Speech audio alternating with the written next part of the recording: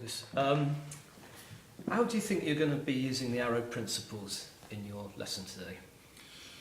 Okay, the purpose within today's lesson is to try and get young people to, in some ways, start thinking outside of the box a little bit more with regards to the questioning that I may use as a teacher, but also in the types of questions that they might be wanting to ask in relation to their learning and the experiences that they're having in the classroom.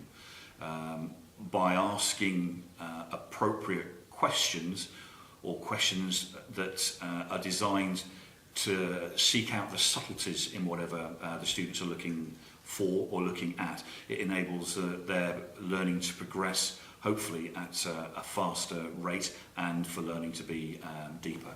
What will we see happening to make the learning visible in this lesson?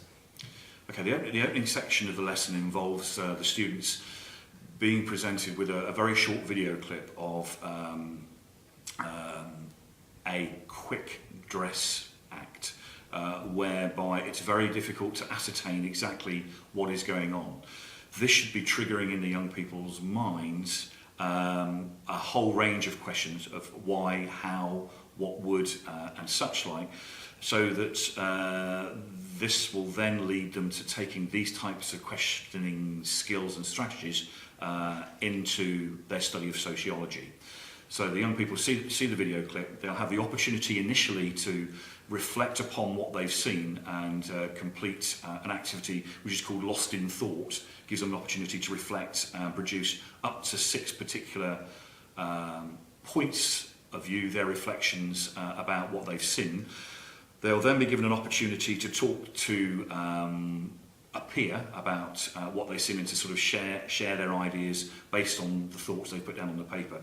They'll then be given a second opportunity to have a look at the video clip, and then hopefully that's going to help refine their thinking skills. It's going to help refine their questioning skills and give them an opportunity to think more deeply about the processes that are involved in the Quick Change Act, with a view to then translating the skills that they're developing by looking at that into asking deeper, more thoughtful, more thought-provoking questions about the study of sociology.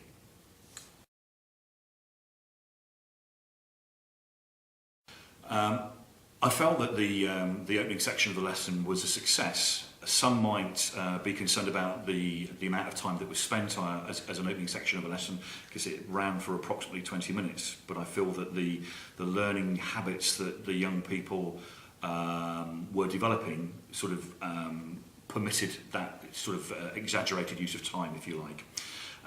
Certainly by the time we got to the end of the section, I was asking the students to consider how what they'd seen in the Quick Dress Act reflected their thoughts about what was going to be going on in sociology. There were certainly 1 or 2 very thoughtful, thought-provoking answers from these students, where they showed a real in-depth understanding of what I was trying to elicit from them. One of the groups spoke about this idea of interpretation of reality and what they could see and how people see reality in different ways. And certainly with the Quick Change Act, people perceive that reality in different ways, and there was certainly a lot of discussion about how the 2 artists achieved what they achieved. And then the second, there was a very good second answer which spoke about sort of parallels that could be drawn between the Quick Dress Act and what sociology has to offer, and the sorts of things that young people should be looking for and at when they are studying sociology.